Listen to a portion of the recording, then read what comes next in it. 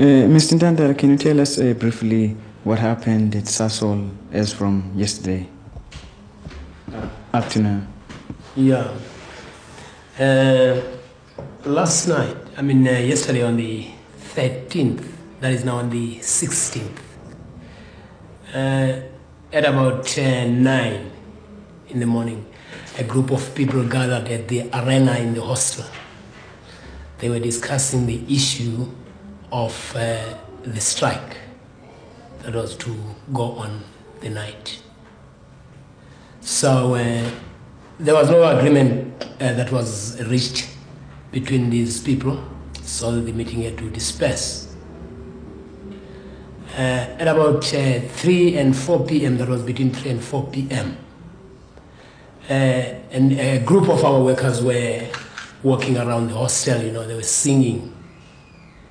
They were not armed, and then another group of people joined them, They ran around, they walked around the hostel, and they were singing.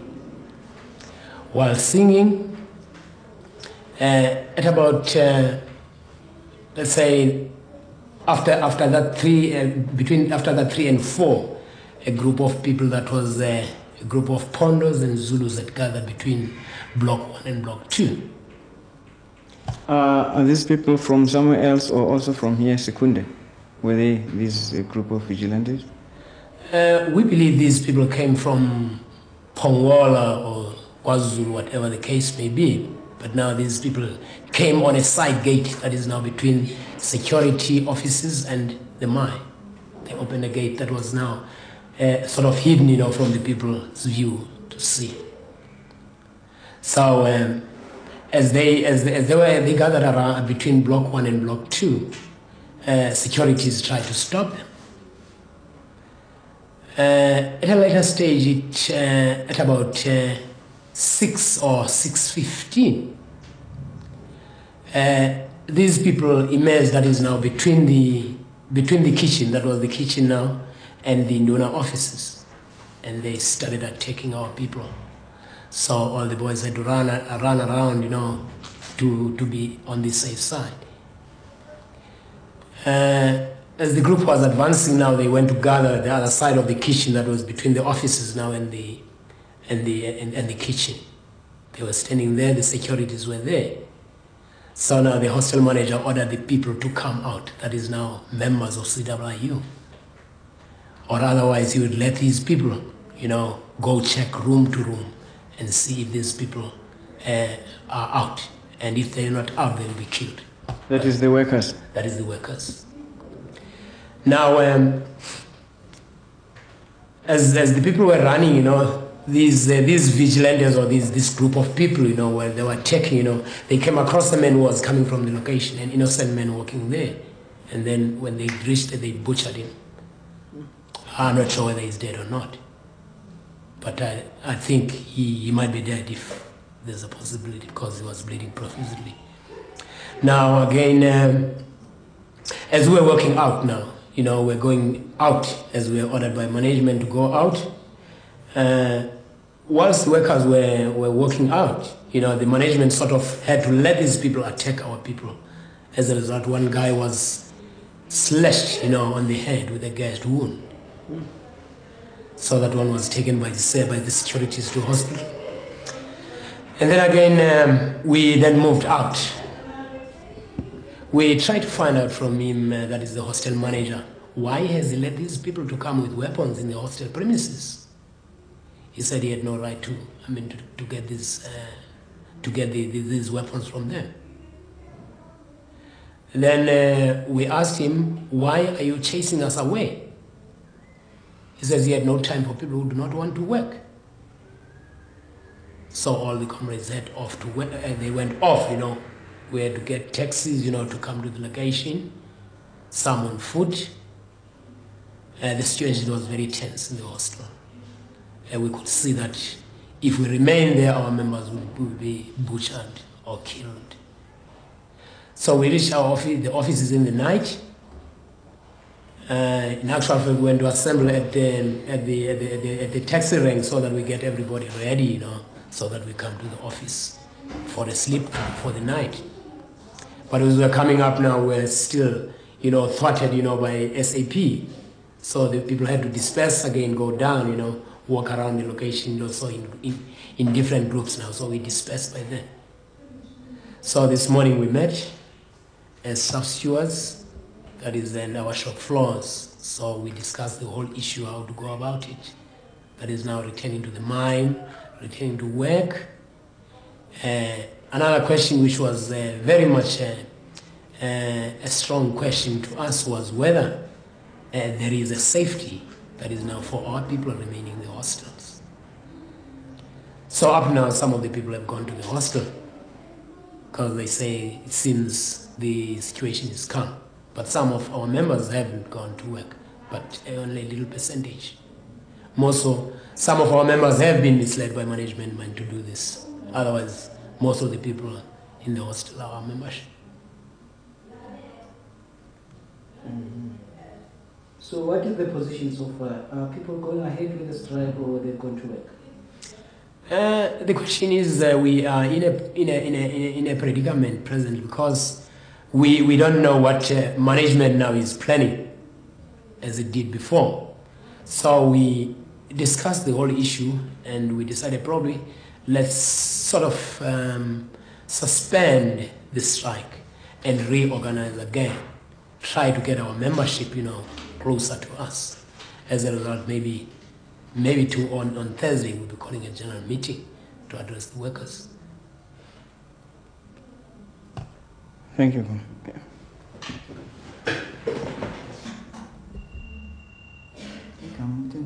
Hendrich Makhafola. Hendrich, could you outline to us briefly as to what is the position and what happened at Secunda 2 this morning?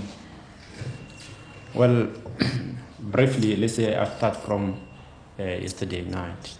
Okay. It's what actually happened after getting the report that our comrades in Secunda Colliery had been under attack, and then we sort of look into the strategies. How do we go about in our legal strike?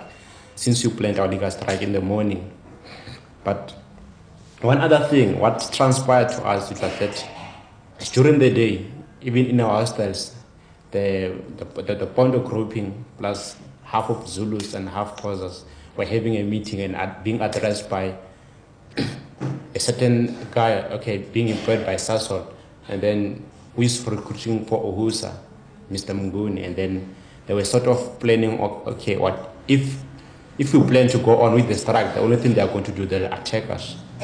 And then we were concerned about the whole issue.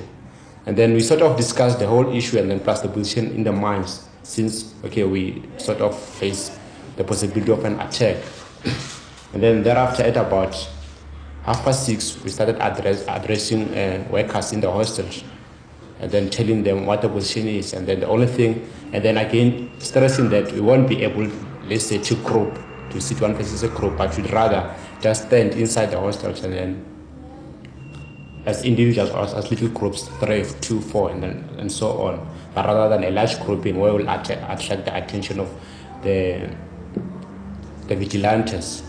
And then the feeling was that if the other group, especially the Mpondos, were prepared to go to work, we'd rather, let them go to work, and then we remain with the remainder of workers, since their main job in the company is cleaning toilets and then all the things, and then they're not more or less concerned with production.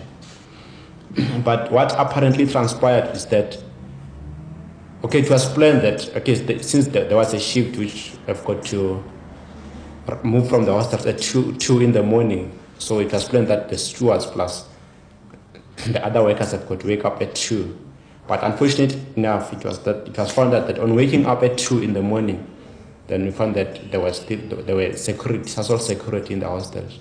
Then so, in the process, the stewards couldn't meet, and then it is where more or less, basically, things started to go wrong, and then even the police were let into the hostel premises by the Sasol security, and then in the process, let's say, psychologically, workers were intimidated along those bases plus previously, let's say the company informed them, okay, even though it's a legal strike on May Day in 2016, but the company reserves the right to dismiss workers and then to take them out of the hostels if they don't intend going there.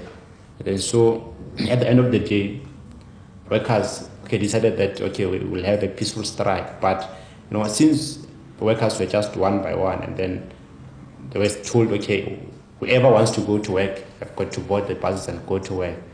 And then it's where things started developing. And then some workers from 5 o'clock, there's a few of them boarded buses.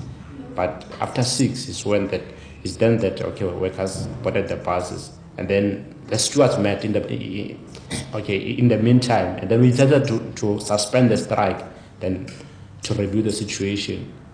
Wherein maybe we intend calling the strike again this very evening. Starting it with the shift going in at 2.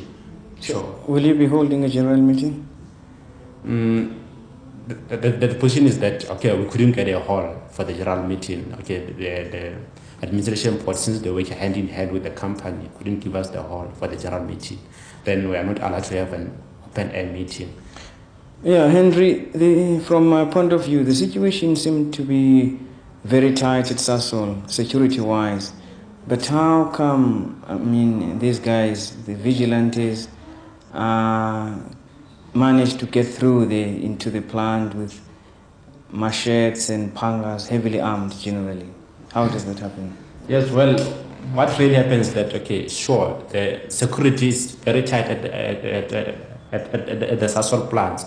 But what happens, since Sasol security, is not intended to be in the forefront, so the thought of using vigilantes, it would be advantageous, and then nobody would be to blame. And then they would sort of release a statement and saying that it was just a black-on-black violence, rather than saying, the whole thing was planned by management with the intention of breaking the strike. But what happens is that vigilantes go in with the pangas, and then they put they put them there at the security gate when going inside the plant. So in other words, in essence, what you mean is that you have suspended the strike, so all the workers are working, and then with an intention of re-embarking on this action again after the meeting tonight. Yes, let's say the position is that yes, we suspended the strike. But still, all the shop are outside, plus the shop floor committee, and plus even active members who said, no, fine, even though we suspend the strike, but they feel that we're on a legal strike, and then they will stay, whatever the circumstances may be. Then it was with them where we discussed the whole issue.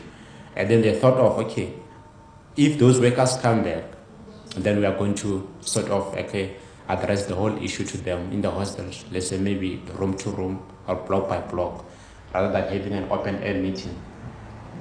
Okay, thank you.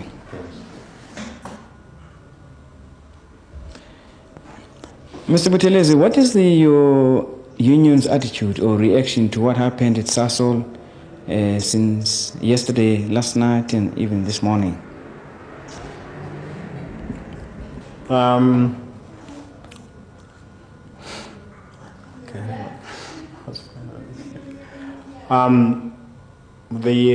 We've discussed the whole issue of the incident that took place at the mines and the Sasol plants. And shaft steward for the mines took a decision that we should hold a general meeting tomorrow night, and workers must take a decision whether to go ahead with the strike or suspend it. In relation of Sasol 2-3 explosives fertilizer, there was a meeting of the shop floor and the shop stewards this morning, and they took a decision that they will revive the strike and will continue the strike today, if possible, depending whether people will respond positively. So that is the position. From the reports you got, they say what happened at Sasol. The information we have is that for Secunda Colliery, workers were attacked basically by the organized group of was mainly Bondo-speaking people, Zulus and other people that were involved. And workers are alleging that the company bussed people from Pongola, especially Zulu-speaking people, to assist to fight union members in order to stop the strike. As far as Sasol plans, the position is that the company security personnel were around the hostels, patrolling the hostels, and intimidating people to go to work. And eventually workers went to work. And as the union, we played a low profile on the question of talking to workers. So they decided to go to work on the basis of intimidation, and they did. Have you contacted the management in relation to this? We're preparing a telex now that we'll send off to the company. So at this stage, we don't have the response of the company on the whole thing, but we're going to send a telex to them to respond. So you allege that they are the people who are using vigilantes. Is that what I get from you? Yeah, that's why our members are alleging that the company is fully involved in the whole thing on the basis of like Twist Drive, where our shop steward spoke to some of Amampondo people, 7 of them, who confirmed that the compound manager was the one who was behind the whole thing. We supplied them with the weapons, and he was planning together with them how they were going to attack the union members. And he's the one who told them that the union was planning to attack Amampondo people. So he used that tactic that Amampondo had to defend themselves against us, of which that was wrong information. At any stage that the union took a decision to attack Amampondo, and basically most of those people are our members. Can you tell me, what is your cause of your strike as Sasol plant, Sasol workers, or the purpose? Are you pledging solidarity with mine workers, or you've taken up this issue? You are picking up on issues that affect the plant, barring the question of pushing a supportive move, supporting mine workers. What is the actual purpose? The cause of the strike is a dispute which was outstanding from 1986 between the union and the company in relation to May Day and June the 16th. During 1986, Sasol couldn't accede to our demands of 10 paid public holidays, including May Day and June the 16th. What Sasol said was that there was a commission of inquiry set up by the President's Council, and we were requested to wait for that report and thereafter continue with the negotiations. So what happened early this year in March, we met again on the basis of further discussing the question of public holidays, because there was no report by then. And when we met in March this year, then we deadlocked and we declared a dispute. And the CB meetings set on the 6th for the plants and on the 11th for Secunda Colliery, and we again deadlock. So the whole question of the strike is a legal strike concerning May 1 and June the 16th. Thank you.